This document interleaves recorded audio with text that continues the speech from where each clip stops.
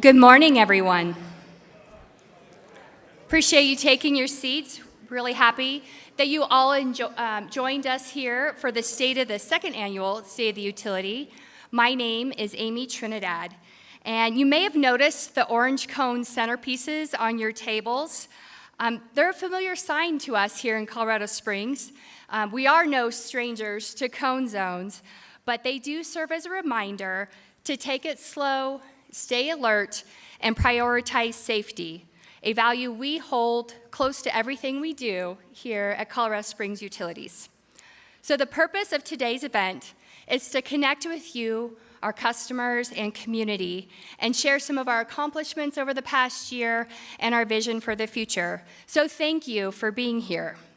Now, it's my pleasure to introduce someone who leads with dedication and insight, our Utilities Board Chair, Dave Donaldson.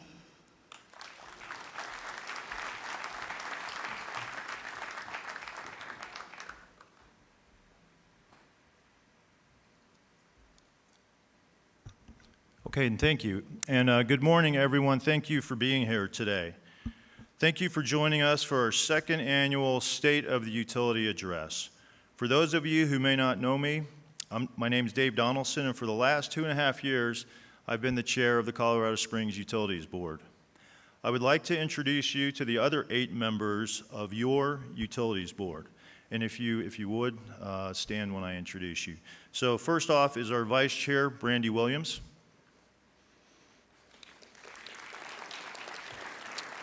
And there's light in my eyes, so I can't see you when you stand, but most of you are right in front, so that'll work out. And board member Nancy Henjum. Lynette Crow-Iverson.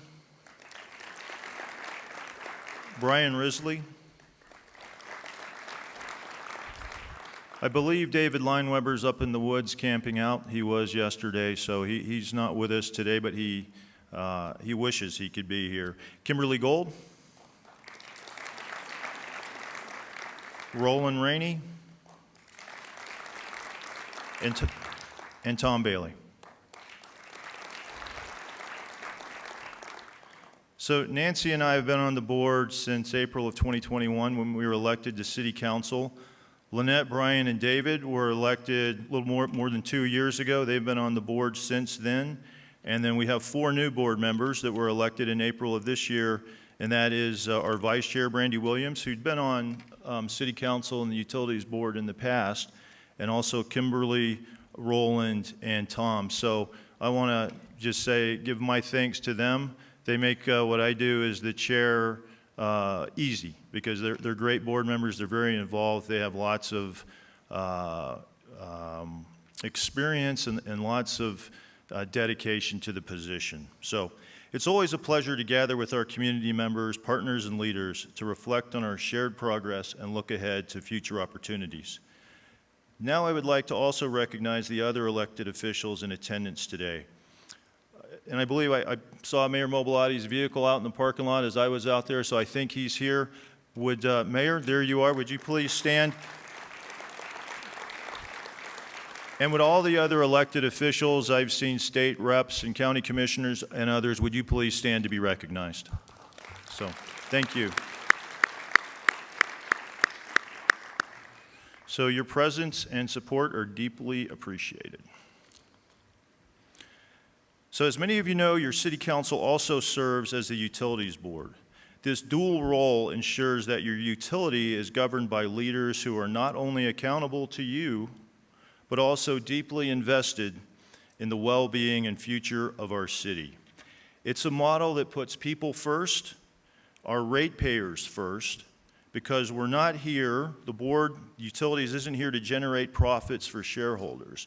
We're here to serve our community.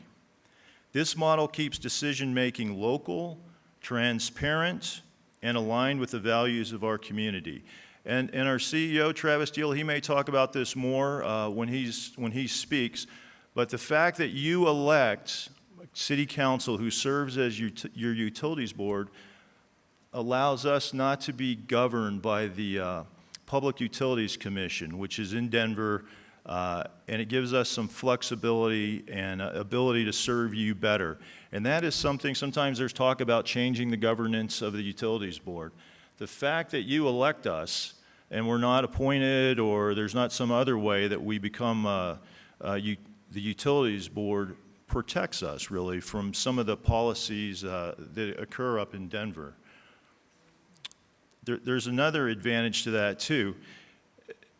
We, the City Council serving as Utilities Board, we're there when we become very familiar with what's going on at utilities. And so when things come over to City Council to be voted on, we've been a part of that process, and we have confidence that it's for the good of the city, or else we'll vote it down. But we would have stopped it over there if we thought it wasn't.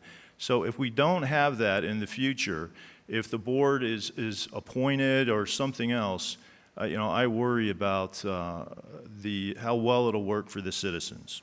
So we serve our current and future customers by focusing on 3 pillars, which guide every decision we make: reliability, rates, and relationships. Number 1, reliability. We're committed to delivering energy and water services that our community can count on, day in and day out. That means investing in system resiliency, maintaining operational excellence, and being a trusted provider our customers can rely on, especially when it matters most. So number 1 is reliability. When you flip the switch on or you turn the nozzle on your sink, you want it to work. So number 1 is reliability. Number 2, rates. We work very hard to keep rates as low as possible, while at the same time ensuring long-term financial sustainability. So just like your home or your car, we could lower the rates, but we would have problems in the future. Just like if you lowered the maintenance on your car, it would cost you less each year, but might not be the best decision. Every dollar is used responsibly to deliver value to our customers today and to invest in the infrastructure and innovation needed for tomorrow. And number 3, relationships. Strong relationships are the foundation of a successful utility. We prioritize safety, satisfaction, and trust for our customers, our employees, and our community partners. Because when we work together, we build a stronger, more successful region for all. Okay, and now I get to the point where I actually do introduce our CEO. And so I would say for Nancy and me, the most important decision the Utilities Board has made since board member Nancy Henjum and I were elected in April of 2021 was selecting our current CEO, Travas Deal. I'll tell you, we got that decision right. Travis is a strategic thinker, he's technically knowledgeable, and he's a great leader. He's respected by the utility board, community leaders, business, political, and military leaders. And so this morning, right now, the El Paso County Board of Health is meeting, and I should be over there, and as soon as I'm done, I'm going to head that way. It's probably one of the 2 most important meetings we'll have this year. But I wanted to be here to introduce Travis. And the reason why is because I have seen firsthand how effective he is and what a great advocate for our ratepayers and for the utilities we have in Travas Deal. And I've seen that in his interactions with state officials and state regulatory bodies, federal officials and regulatory bodies, the military installations that are here in our county. Travis has a military background. He speaks their language. He's very effective at communicating with the Army, the Air Force, with the installations we have here in El Paso County. Also, I would say Travis's background makes him a great leader, makes him appreciated by our team at CSU, the workers, the staff, the executive team, and I've seen that, and I believe other board members would say the same thing. He's well respected, as I said, by the board. So, with that, and again, I want to emphasize that. I'm ditching school, so to speak, to be here to say these things because we have the right fit for Colorado Springs utilities at this time in our history. With some of the challenges we face with regulation from above, we have the right guy leading our organization. And with that, I'll relay a saying that is someone else's. So Warren Buffett, the chair and CEO of Berkshire Hathaway, considered by some the best investor of all time, he's hired a lot of CEOs. And he has a saying about leadership and CEOs. Don't hire a dog and try to do the barking. So if you think about that. So with Travis, we can confidently let our CEO do the barking. Please join me in welcoming to the stage our Colorado Springs Utilities CEO, Travas Deal.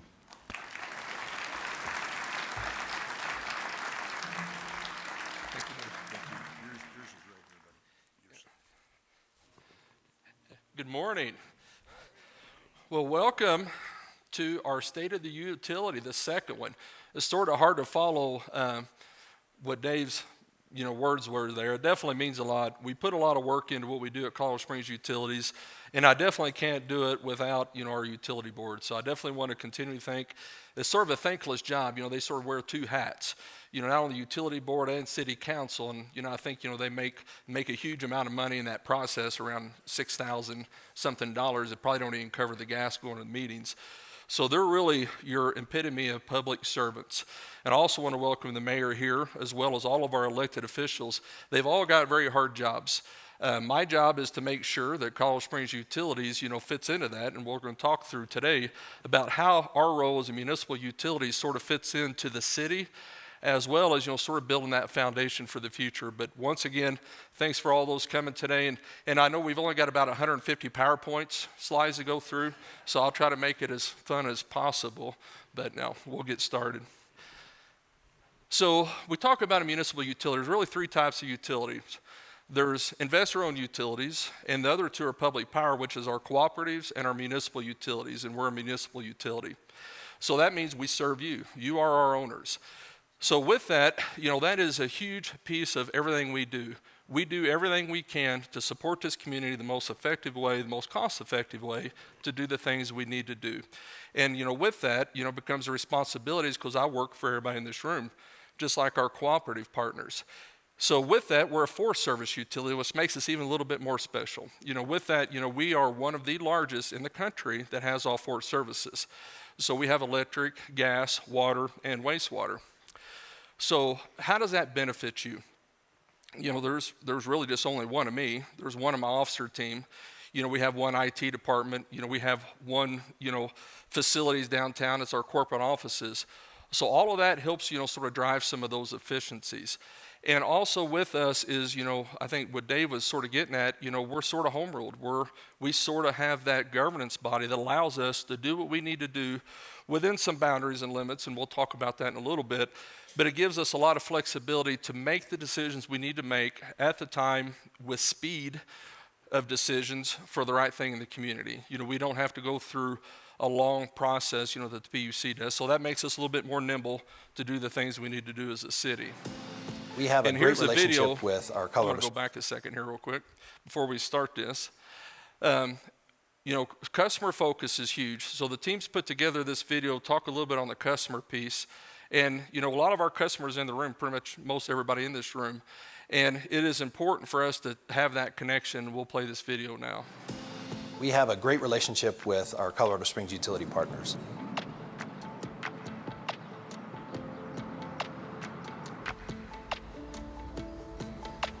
Small businesses, and especially in the childcare industry, we run on very marginalized profit. It's tough. It's tough because a profit margin in this business, you're lucky if it's 2 to 3%. We are in the process of replacing our vacuum pumps, which go throughout the whole hospital. By installing these new pumps, we're saving over 1.3 million gallons of water per year. The rebate helps offset the cost of the new pumps. Over time, we'll save energy, but that's helpful on the front end. Coming in and actually getting the testing done was really quick. Checking out all of the facilities, the restrooms, the sinks in the kitchen and whatnot. If I have any questions at all, we just make a phone call and we talk to the source. I doubt our neighbors in Denver get this kind of attention. By saving energy, by saving electricity and saving water, that benefits us both. I would tell other small businesses about the program and let them know the benefits of it and how it can help them in their business. We realize it's a partnership, being good stewards of our energy and our water usage.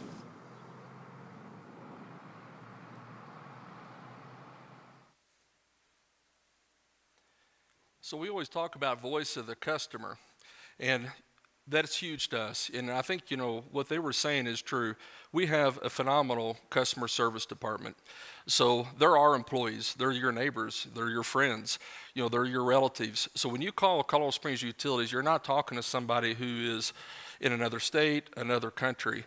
These are the people that live here. So they're going to respond, accordingly with that. And our teams take a lot of pride with that, and I think that is what sort of makes us key as a municipal utility and public power, is that connection to the customer, because our employees live here.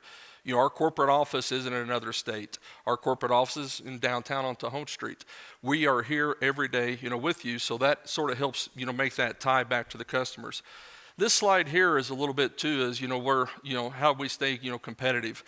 So if you look through there, with Forest Services, we're considerably less than most of the Front Range on all of them except water, and I'll touch on that in a second.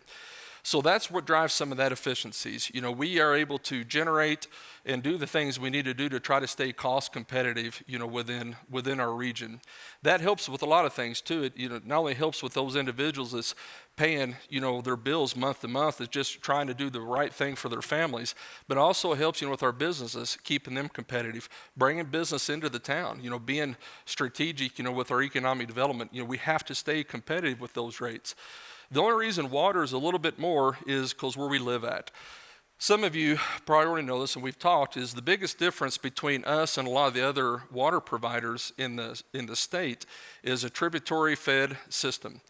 We don't live right on, the Platte. We don't live right on the Arkansas. We don't live on these major tributaries that actually feed water, so we have to bring it from a long ways away. That's why we have so many reservoirs. That's why we have pipes that take us all the way, to the western side of the state. Those things are great because it gives us probably the best product we have in the world is water. Nobody's touched it yet. So, 70% of our water is really delivered to us, which makes it an exceptional product. But it does come where we're not as competitive, with rates as we can because of the infrastructure it takes to get it here. Some of the other ones, they may use groundwater. Ours is replenishable water coming out of the mountains, but it does cost a little bit more to get it here. But with that, everything else, we're really around 7%, if you add them all together, still below anybody else. So, and like Dave sort of talked about, some of the advantages with us, that is the best thing of a Forest Service utility. We can find efficiencies to help offset a product that may be higher than normal with efficiencies in other areas. So with that, last year, we focused on the why. So we went through a large process to get a 5-year rate plan put in place. So why 5 years? The projects we're going to touch on today and what we're doing isn't stuff that you start and stop each year. So 5 years gives us some competitive advantage, and that's why I really wanted to get that put in place. It allows us to do strategic sourcing, allows us to look at our regulators and say, hey, we've got a plan of support, but also our funding. So when we go out, so we're going to be around 58%, debt funded. So with that, anybody that invests in municipal bonds does it because they're safe. So how do you increase, the safety of it? You put a recovery plan in place to support that project through the 5 years. So that 5-year rate plan, I know was the first, and I know it brought a lot of conversation. But what that did is showed the commitment to our community, commitment to what we're doing, and we have a supportive city council that supported that. So whenever I go and speak to these bonding agencies and these rating agencies, that shows we are very strong. So that allows us to stay at that AA plus rating, and it keeps our rates down.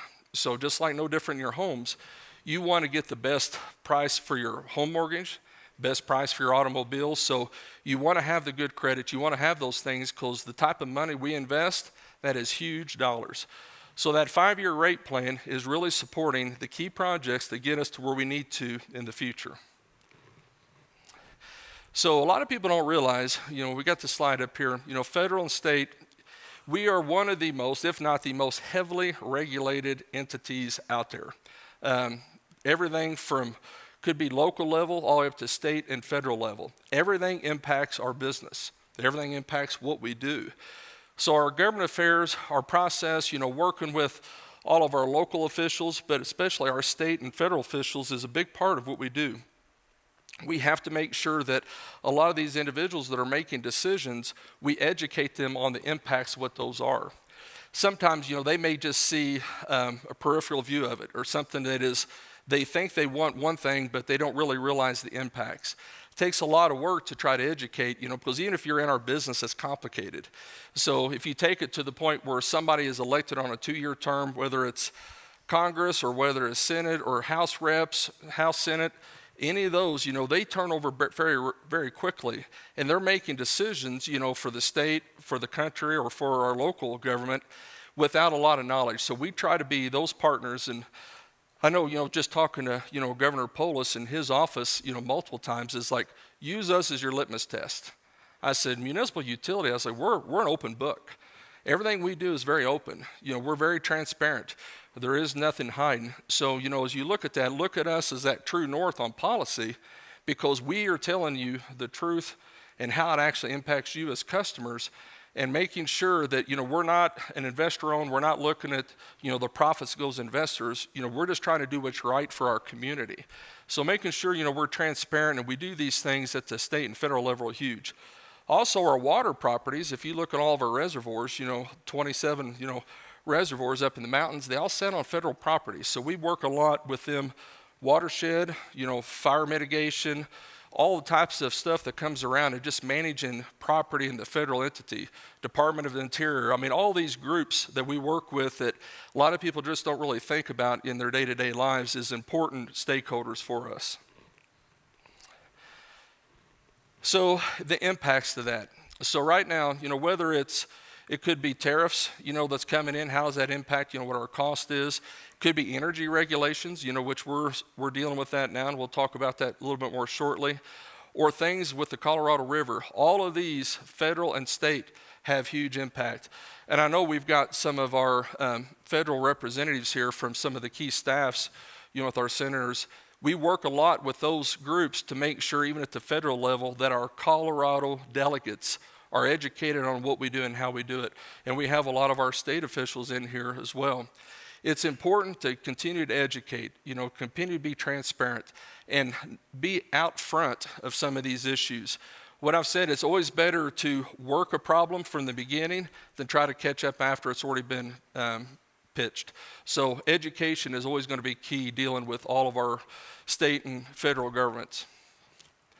So energy is a hot topic right now at the state, at the federal level.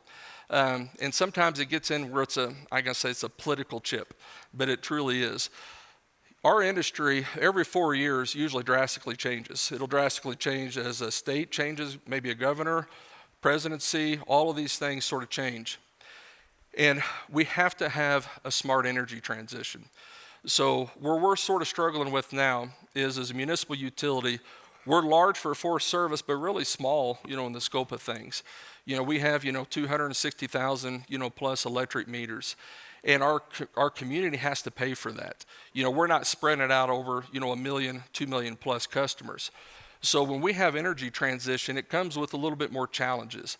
Our footprint was basically built around structural assets. So structural assets is like Drake, Nixon, Front Range.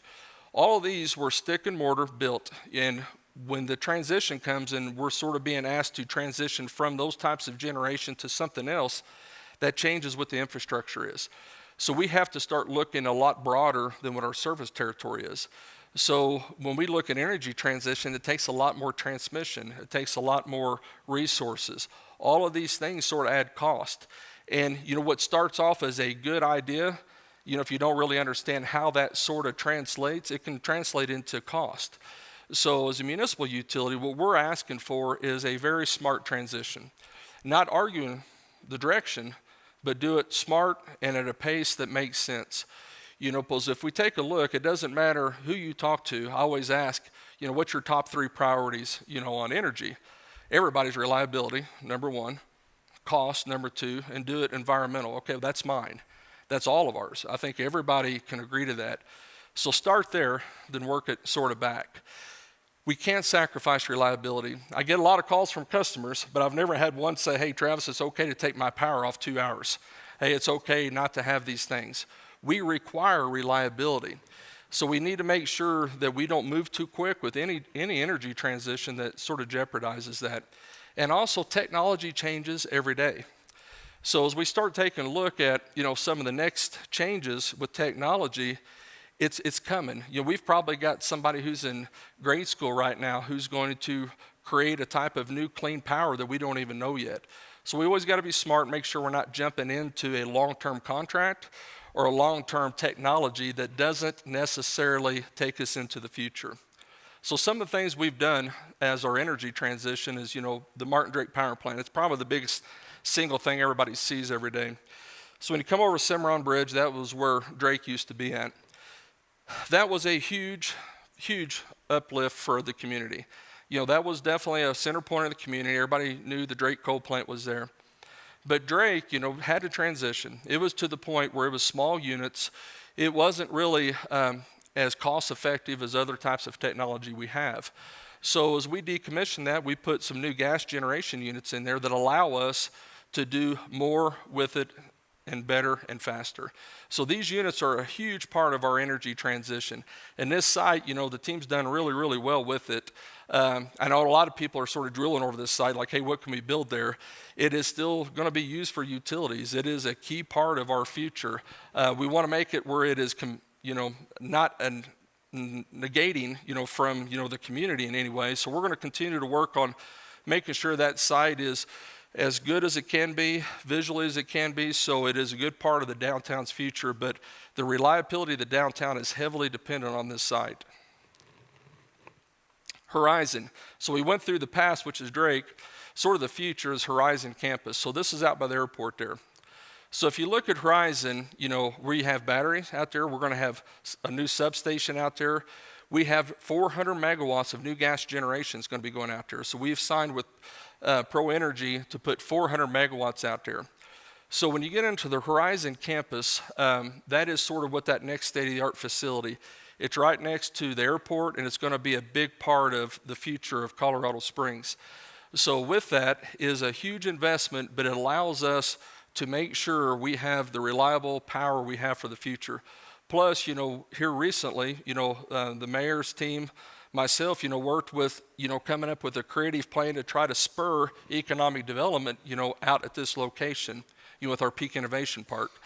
So with that, we're going to have large-scale power coming in there, and we're going to have shovel-ready sites, thanks to the city's work. So that's going to allow us to even increase more, hopefully, jobs, having a good area for the community to put in infrastructure that's in the best place, and it's an industrial area. It's not in neighborhoods. It's actually in a designed area to allow us to bring in jobs, to bring in growth into the community, and it's built to be supported by all of this infrastructure. Batteries. Batteries is a new technology. So batteries right now, we've got two. We've got one commissioned, another one coming online. It's 100 megawatts. So we talk about smart energy transition and the goods and the bads with every energy type has pros and cons. So batteries are really good. Batteries are needed because you have an overproduction of something. You got to store it. So at that point, you store it when you don't need it, then you use it. Right now, batteries is only about 4 hours. So obviously, we can't just utilize only batteries. We can't utilize only renewables. We have to have a balanced portfolio. And I think as batteries increase, that technology will hopefully lengthen where you have larger charge times with those. But they are a big piece of ours. We do see value in this, but too much batteries, like anything else, isn't good. I tell everybody it's almost like when you have a child, you take them to get their first checking account, and they get all excited because they got a debit card, and they think it's endless money. Well, you still got to put something in it. And that's sort of what batteries is. So that's sort of how batteries sort of work. You got to buy power to put in them still. Challenges, as we start looking at renewables, just like anything else in life, too much of anything is a challenge. But with renewables, you only get accredited about 24% of those. So what that means is, if you need 100 megawatts, you're going to have to build, 3 times that to get 3 times the nameplate to get that. So as renewables are coming online quicker, the cost is really jumping up. A lot of those materials, A lot of those where it comes through the transmission, everything about it makes those very, very expensive. We went through a large RFP, and a lot of our prices came back 50, 60, 70% higher than what our last contract was 3 years ago. That's how much, renewables are really jumping up. And with that, you still have to carry both fleets. And this is something, as we work with our state and federal agencies, that is sort of the missing piece, and that's where the cost comes in. So you got to carry fossil fuels or baseload fuels or nuclear, something else on top of that to make sure it's consistent. And your renewables, you use those when it's available. They're great as a piece of your portfolio, using for sun, for peak, for the wind, 2 in the morning to there. But you still got to have something else. So as we see these cost pressures, that's what that is if you bring on the renewables, so you have to run your other fleet less, your cost goes up. Because now I'm managing one fleet, and now I'm bringing on the renewables. So it's really just physics. At the end of the day, our wants can be one thing, but at the end of the day, you still got to have something that works. So that is some of the challenges there that we're working with the state to try to find a compromise to move forward very smartly, where we commit to transition, but we do it when the time's right and in a smart way when assets are coming offline. So that's some of the asks that we have right now, with our state and federal officials. Here comes the opportunity, nuclear. Our UPAC team, our Utilities Policy Advisory Council, is made up of volunteers in the community, just looked at nuclear. Our teams looked at nuclear. Nuclear is a bipartisan, I call it, energy source, which is great for a long-term investment.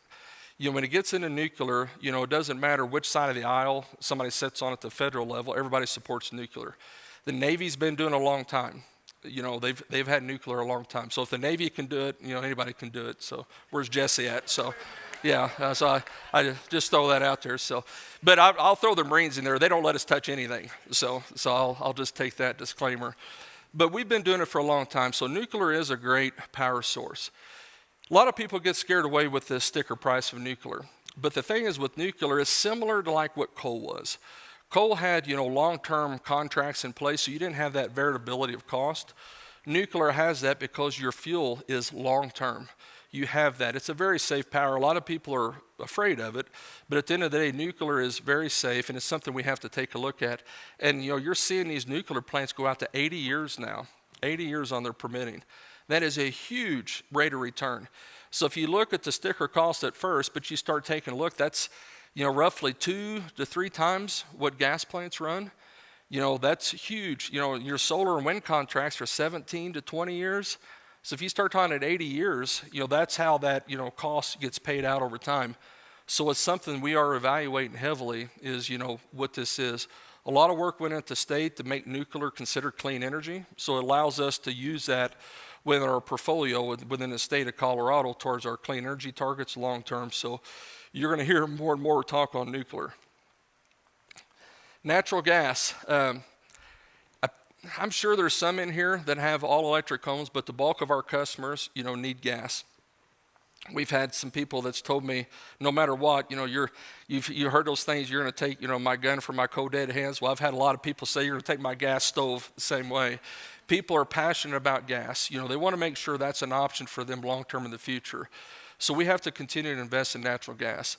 Natural gas is one of these assets that is heavily regulated. It's a commodity. It's the only thing besides, touching the electric, which can also get you. But gas is an explosive component that we move through our streets. We move underground. You move into your house. So it's got to be treated with the respect it is. So we are continuing to invest in our natural gas system to make sure that it is there for the future. So you're going to see more work on the natural gas side of it. Propane Air is sort of like, it allows us to sort of, I ain't going to say fluff, but it sort of lets us go into the natural gas system and allows us on those peak times to be able to utilize natural gas, less of it, by utilizing the propane air plant. So if you've ever seen that out there off of, Mark Shuffle, that's what that is.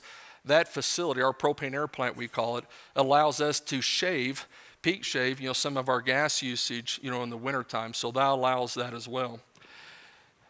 The other thing too with our gas is we're putting in new gas infrastructure. One thing here is, we talked about Drake earlier and having our gas units there. we want to make those a very viable part of our fleet. So right now, everything and a lot of people's talked about Birdsall. Birdsall is our gas plant that's on North Nevada there. That, as well as these, are inside what our distribution system is. So they're on the same lines that feed your homes, for heat. So whenever these really cold days and the volume goes up on people heating their homes, it makes us hard. So we have to utilize either diesel fuel or some other, or take them offline. This project here is going to allow us to feed into a main line that I'm going to talk about next, that allows us to run those where they're not competing with our distribution, our local distribution system. So that's going to be great. The other thing too, this allows us to, if you sort of see, it allows us to support our military partners a little bit different at Fort Carson. As our military continues to grow, their need for gas also increases out there. So that's going to be a big part of both of those, is supporting Fort Carson a little bit more, as well as giving our Drake units there. The other thing we've been actively working on that's sort of hit the press here lately on a few things is another contract we have with another gas entity to bring a new gas line from Cheyenne all the way down.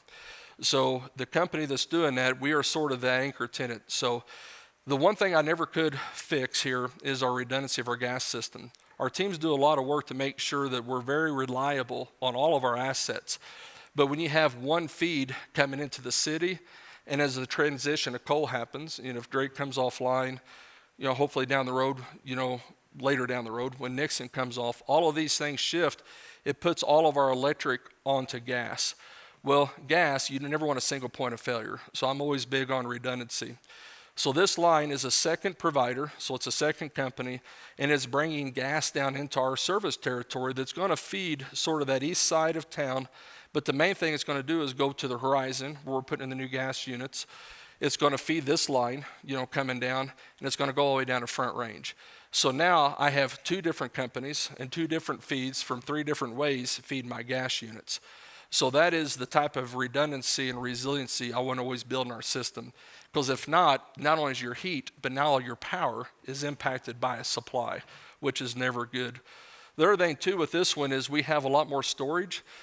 Bad thing with gas is, everybody needs it at the same time. So if you have these big cold swings that goes out the country, so you want to have storage.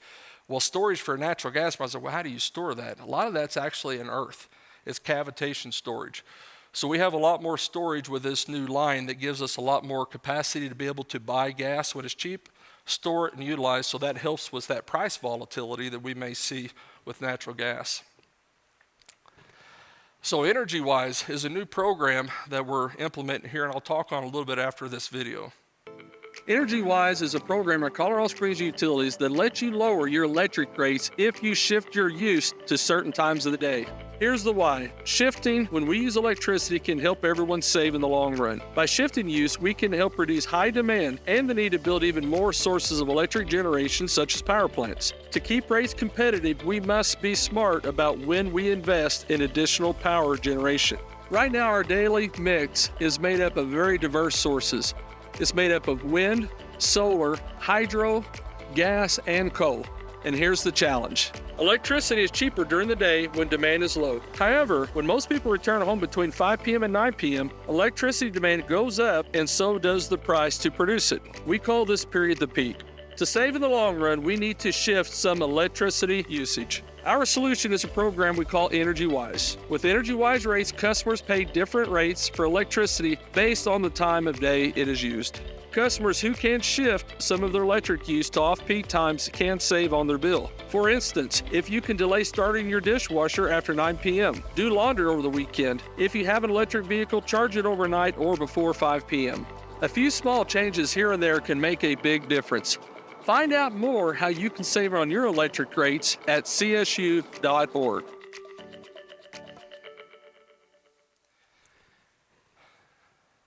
So EnergyWise, what is it and why? This is something you're going to hear a lot more communication on there. So we talked a little bit about, coal, for example, base load power. So coal, a lot of those contracts are 3 to 5 years. That means the price doesn't change. So that means your fuel commodity was the same price, whether you ran it during the day, whether you ran it at night, didn't really matter. So it didn't matter what time you used it, it stayed the same price. So as we're shifting to more variability in types of fuel that we use, that cost is different. Good thing is with our community, you guys are very great at looking at conservation programs. We are phenomenal at water conservation. Energy is going to really be no different. Is how do we do things differently and start educating, people on what they do and how they do. So, if you take a look at this peak, from 5 to 9, we talked a little bit about power. So power is federally regulated to the point where nobody can impact the grid and cause problems on somebody else. So what they have in there is called planning reserves. So I have to have everything that we need for the community built with a reserve on top of that. So right now we're looking at roughly 18% over the top of what that peak is in the summer. And we're hearing numbers 20-something% we're going to have in the wintertime because, as renewables aren't as available, in the wintertime because of the shorter days. So with that, if we can curve that peak, anytime I set a new record, it's not like, you set a record on your run time, which is great. We set a new record is bad because that record, I have to increase what our planning reserve is. So energy-wise allows us to take a look at that and try to help promote and shift behaviors to follow along with where the true cost is. So it is a new program, but here's the thing, not everybody can do it. We understand that. There's also going to be a flat rate for those businesses. If you look at 5 to 9, pretty much every restaurant in town, that's their peak time. There's no ifs, ands, buts. That's when everybody goes and eats dinner. So with that, there's other programs around where it's a seasonal flat rate.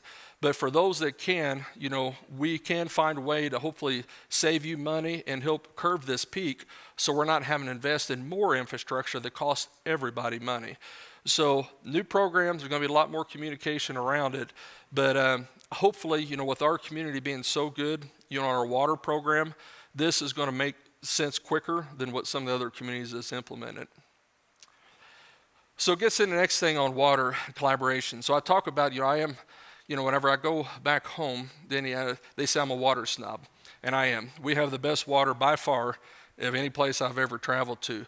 The majority of our water isn't touched. The majority of our water comes from, across the Continental Divide out of the Colorado. So with that, is great for that aspect, but it does come with some challenges where we talked with the cost. And water, the thing is with it, is everything is around collaboration. Water is the most collaborative commodity that I've ever had the privilege to work with. It doesn't matter if we're doing water programs with you. It doesn't matter if we're working with farmers in Arkansas. It doesn't matter if we're working with other entities about making sure the Colorado River is adequately sourced and where everybody gets, what our water rights are.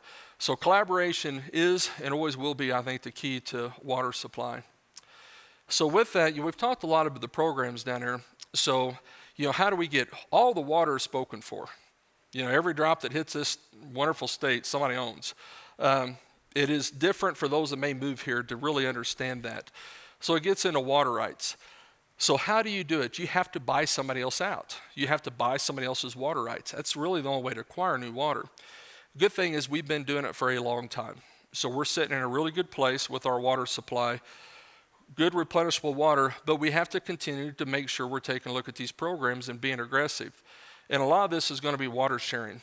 So what is water sharing? Our agriculture communities, whether it's in Arkansas or, eastern El Paso County or any place that has it, agriculture is a big part, has to remain a big part of the state of Colorado. We all eat. We all have to have that food, so we have to continue to support agriculture. How do we do it in a smart way? So water sharing really gets into is, if you've sort of seen those white pipes, that are down, in the valleys, that's sort of flood irrigation. You sort of put the water out and it sort of, gravitates, through your field and you irrigate it. That's the way it's been done forever. There's other technologies out there that's been around a long time around pivots, around irrigation like this one here. Well, it sits in the center and it pulls and makes a circular motion and irrigates when needed very effectively. It's a lot more effective than flood type of irrigation. So with that, how do we partner with those farmers to help put that infrastructure in for them to be more efficient, to make sure farming is still supported, but it's efficient? Colorado, you don't have 3 planting seasons like, where I'm from in Indiana. So some years you have to be able to swap crops. So those years, when you're out of crop rotation, can we utilize those water resources? Can we utilize those corner programs if we make you more efficient? There's so many programs where we can help support, continue to support agriculture in Arkansas, but still find a way to utilize some of that water for municipal use long term. So that is going to be and continues to be a big part of what we do. The Colorado River Basin is a beautiful river that really starts and goes west. So there's a whole lot of people that own water rights in the Colorado. I'm from the backgrounds like, hey, possession is 9/10 of the law. Unfortunately, that's not how it works with the Colorado. We're one of the younger states, so we're not as established as what some of the other states are that have water rights there. So some of our water rights aren't as senior as those. So right now, you've got 6 states and another country that have water rights in the Colorado. So everybody is growing. You know, it's growing from Colorado all the way to California. So everybody is competing for that limited water resource in the Colorado. So we do a lot with our commissioners on the Colorado River, and she does a great job representing the state of Colorado. There's still going to be more coming with that, but that is a big part because 70% of our water comes from this resource. 70% of that. And it is our best water. It's our cheapest water to treat because it doesn't get touched by anybody else. Other than a few fly fishermen, some 4-legged animals, nobody touches this water until it gets to our treatment plant. I always tell David Lineweber that. So. Then we get into how do we store it. So we bring all this water in from all over the place, and we try to maintain 3 years of storage. Our reservoirs, a lot of these have been around since the early 1900s, long time. And they are a huge part of our community. A lot of people like to recreate, you know, hike, fish, and everything around them. But the biggest part is for our water storage. So we have to continue to invest in those. And, you know, Montgomery Reservoir is sort of that big piece. So if anybody's ever went to Breckenridge skiing or whatever, you go over Hoosier Pass there. If you look down to the left, that's Montgomery Reservoir. A lot of people stop, take pictures there, and look down at it. Montgomery Reservoir is high elevation storage. That means it's cooler, you know, so we don't have the evaporation rate. So we are going to be in the process of expanding that. The cheapest water we got is the water we've already bought, you know, so how do we store on those good years and increase our reservoirs, especially Montgomery? So you can see a little bit there, some of the visuals there as we expand that. So the other one is, I'm sure everybody's been up on beautiful Pikes Peak. You know, that's the big draw to our community. We've been stepping through those reservoirs and refacing those. This one's a picture of South Catamount. Like I said, a lot of these reservoirs were early 1900s. The good thing is we're doing all the work now and nobody's going to touch them again, hopefully for 80 years. So that's how often that these will get worked on. The other thing with our reservoirs, what a lot of people don't realize, you know, when it gets into the safety aspects of reservoirs, they're considered high loss of life reservoirs. What that means is they're in the mountains. If something was ever to happen in one of these dams, the water goes down. Well, who lives down? We do. So we have to make sure we maintain our dams very, very adequately, and we go through a lot of process. So when we start seeing, we want to be ahead of that and do that work before there's anything substantial happens. So you're going to see a lot of work, you know, on our reservoirs right now. One of them I probably get more calls than anything is on South Suburban. Anybody ever hike or ride around South Suburban? It is a beautiful reservoir up there. We're working on it now, and I know that's a big piece of the community, but that's one of our local watersheds. Then you got Mason Reservoir, which we're in the process of now is draining it. We're actually taking a lot of the fish out of Mason and relocating those in other areas, you know, with DPW. Just because it takes a long time to get, you know, some of that structure up, and we want to utilize that asset, you know, because our recreation folks like that. But Mason's going to be our next big project up there, and that's going to be out probably a couple years as we do some work on it. So the other thing with water, a lot of people don't realize how tied fire mitigation and water is. So if we ever have a wildfire, not counting the impact to our homes, you want to talk about passion in the community, you start talking about, you know, fire. How fires start, how we evacuate everything. People are very sensitive because we've been impacted by fires. You know, if you look at the mountains, we have seen those. So we got to make sure that we continue to look at our wildland fire programs and our mitigation plans. But a lot of people don't realize how that impacts your water. So if we were to have a fire in the wrong areas, that soot, all the stuff that comes out of those creeks goes into your watershed. And at that point, I mean, you can't treat it. So a lot of that water is going to be out of service for, you know, 3 or 4 years as you cycle that through and clean up those reservoirs. So not only is wildfire impactful to our community, to us as individuals, it also impacts the long-term water. So that's why we have a very large team made up of volunteers of our employees who can do this, and they do a great job. And we got a video, we'll show a little bit what we do around wildfire. Wildfires are unpredictable, destructive, deadly, and a fact of life in Colorado. Our 25 reservoirs and approximately 1,000 miles of above-ground power lines are the lifelines that keep our communities thriving. But some of these critical assets lie in remote, rugged mountain landscapes and in the potential path of wildfires. Our wildfire mitigation plan, built on decades of fire prevention efforts, is our proactive answer to that threat. It's built on 3 essential pillars: risk assessment, risk mitigation, and situational awareness. A proactive approach is essential when managing hundreds of miles of overhead power lines. The goal? To prevent utility-related ignitions. By leveraging inspections, we get a 360-degree view of our infrastructure. We're using advanced data, from weather trends to past incidents, to pinpoint where electric assets are most vulnerable and where preventative maintenance should happen next.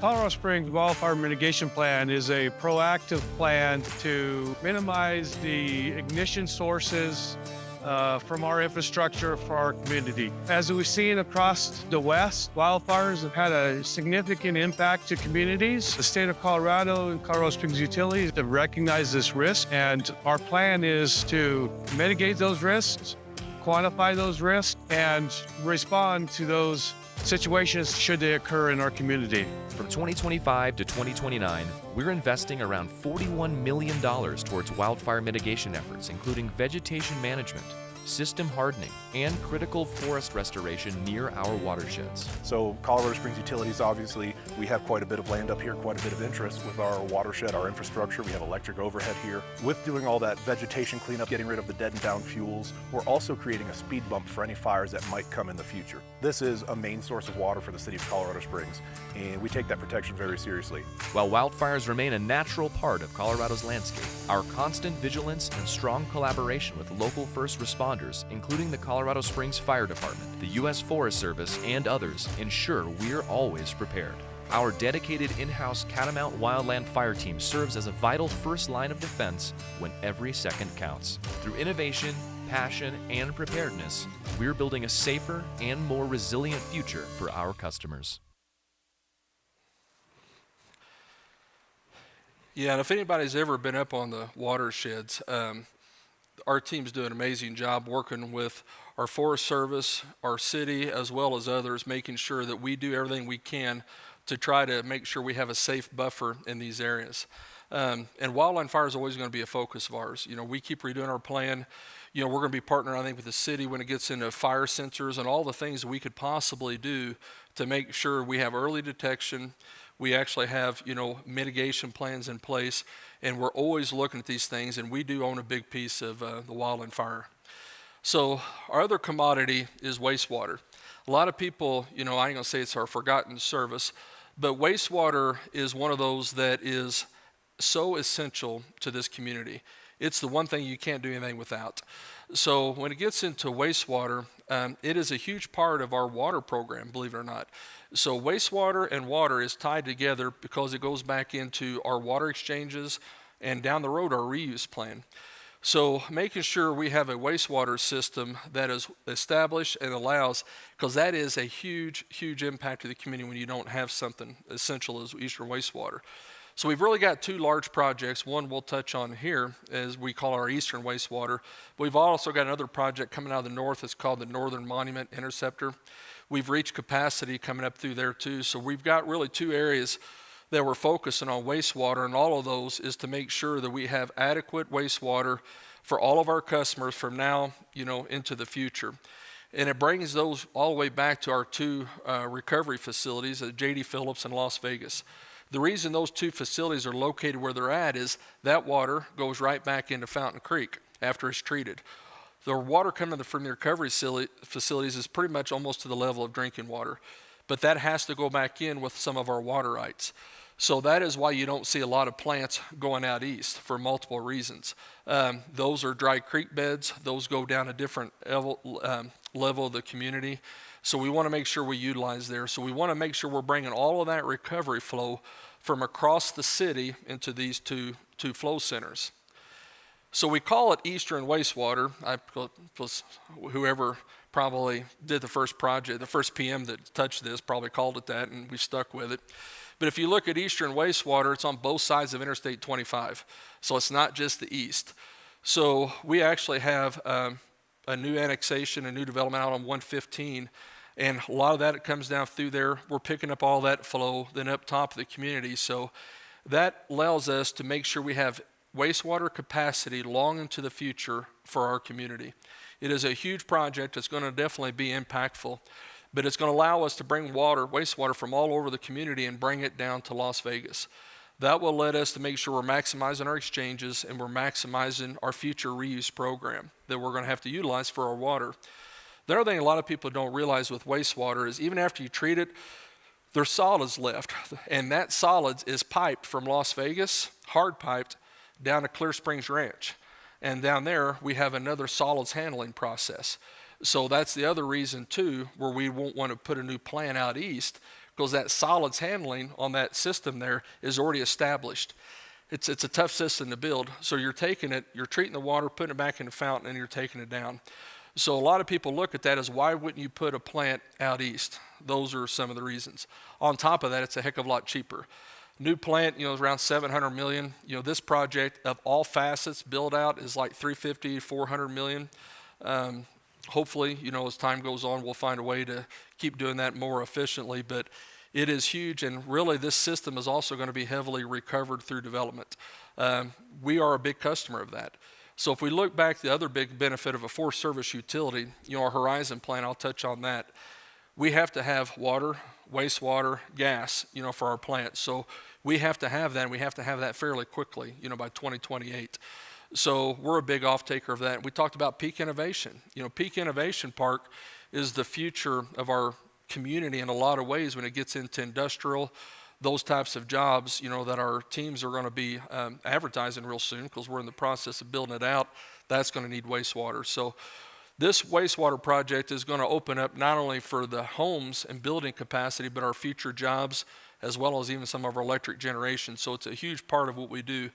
The Northern Monument Interceptor is also, we've actually got partners up there in some of our water districts that are going to be partners of that, as well as possibly even the Air Force at some point, because their treatment facility, as regulations change, it's hard to keep up with that. So as you can sort of see, we sort of talked through building for the future. So last year was the why, put the plan in place. Now what are we doing to execute on it? And we have a lot of work. So it is a lot of work, but it is exciting work. So I started looking, I see a lot of our chamber partners, our cities here, I've seen our city and Jessenium's here from economic development. Everybody here cares about this city. You guys care about it. That's why you're here today. You want to know what we're doing and the why we're doing it. We care. We all care about the future of the city. And the funny thing, I talk about, what our ancestors, what those strong women and men that led this city long before us did. They built the future. I talked about those reservoirs. They didn't need them 100 years ago, but they definitely had a vision to put those in place because they knew the city would at some point. So they did the visionary work to get us to this point. So what do we have to do now as leaders and communities is make sure we're doing that for our future. A lot of this work we're seeing, the next time that's refaced, I doubt if I'm here, I don't know how old I'd be, but it's a lot old. So 80 years from now, all this work we're doing is going to be way after we're long gone.